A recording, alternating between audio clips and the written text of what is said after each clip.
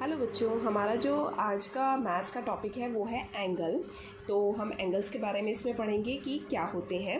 तो उससे पहले आपको याद होगा हमने लास्ट क्लास में पढ़ा था रे के बारे में, यानी कि जिसका स्टार्टिंग पॉइंट फिक्स होता है लेकिन कोई एंड पॉइंट नहीं होता, हम उसे कितना भी बड़ा कर सकते हैं।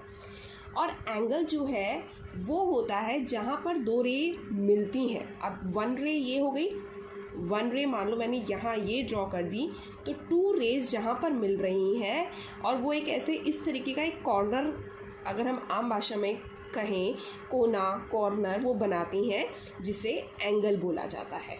ठीक है, हम बात करें इसकी पर्टिकुलर डेफिनेशन की, तो a figure formed by joining two rays at their end point is called an angle. ये दो रेज ने मिलके एक एंगल बनाया है, इसे हम नाम दे देते हैं। मान लीजिए ये हो गया ए, ये हो गया ओ पॉइंट जहाँ पर वो मिल रही हैं, और ये हो गया बी पॉइंट। जैसा कि हमने देखा था कि जब हम लाइन सेगमेंट लिखते हैं तो उसके ऊपर इस तरीके से बनता है ना, और रे के ऊपर इस तरीके से बनता था और स्ट्रेट लाइन के ऊपर इस तरीके से बनता था। ऐसे ही जो एंगल का साइन है वो इसी की शेप का ऐसे करके बनाते हैं। और जैसे ये एक एंगल है, इसको हम कैसे लिखेंगे, हम इस एंगल का नाम लिखेंगे ए ओ बी और आगे बन जाएगा एंगल का साइन। ये डिनोट करता है एंगल को। और जो अल्फ़ाबेट बीच में आ रहा है यानी कि हम इस एंगल की बात कर रहे हैं। ऐसे अगर आप सोचो कि हम इसको लिख देते ओ ए बी, तो ये रॉन्ग हो जाएगा। क्यों? क्योंकि इसमें बीच में आ रहा है ए, पर ए पे तो कोई एंगल नहीं बन रहा।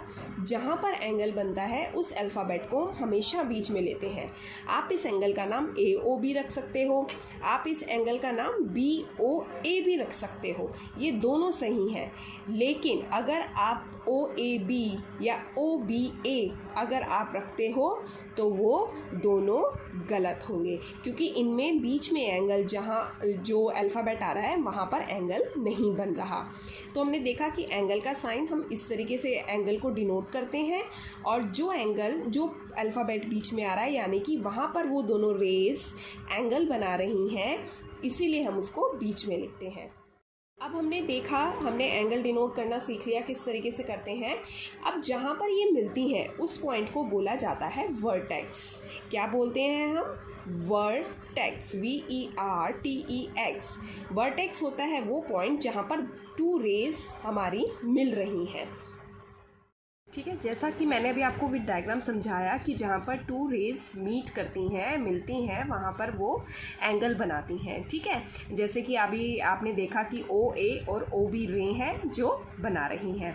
इसके बाद मैंने आपको बताया कि जो एंगल है उसको रिप्रेजेंट करा जाता है इस साइन से। तो ये आप जब भी एंगल का नाम लिखेंगे तो इसे ज़रूर लगाएंगे, वरना इसके मार्क्स कट हो जाएंगे। अब हम आगे पढ़ते हैं कि जो ये ओ ए और ओ बी है और जो ये हमारा एंगल है इसे क्या बोलते हैं। तो they meet at a common point O. जैसे कि हमने देखा कि वो एक कॉमन पॉइंट ओ पे मिल रही हैं, उस कॉमन पॉइंट को बोला जाता है वर्टेक्स। और जो इसकी रेज है ओ ए और ओ बी, उन्हें बोला जाता है आर्म्स। और जो ये रेज हैं इनको बोला जाता है आर्म्स। क्या बोलते हैं?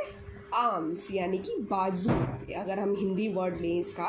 ठीक है, तो यानी कि जो इनका मीटिंग पॉइंट है इसको बोला जाता है वर्टेक्स, और जो ये रेज हैं ये हो गई इसकी आर्म। तो वर्टेक्स क्या है इसमें, अगर इस डायग्राम की हम बात करें तो वर्टेक्स है इसमें ओ, और जो आर्म्स हैं इसकी वो है ओ ए एंड ओ बी।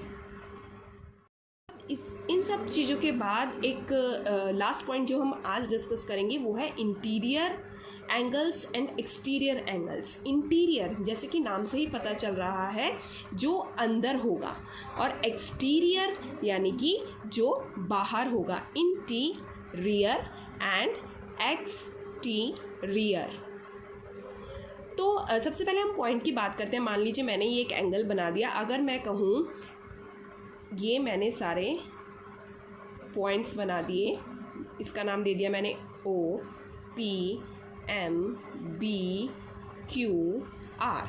अब अगर मैं आपसे कहूँ कि आप मुझे बताइए कौन सा जो पॉइंट है वो इंटीरियर है और कौन सा जो पॉइंट है वो एक्सटीरियर है एंगल ए सी डी के।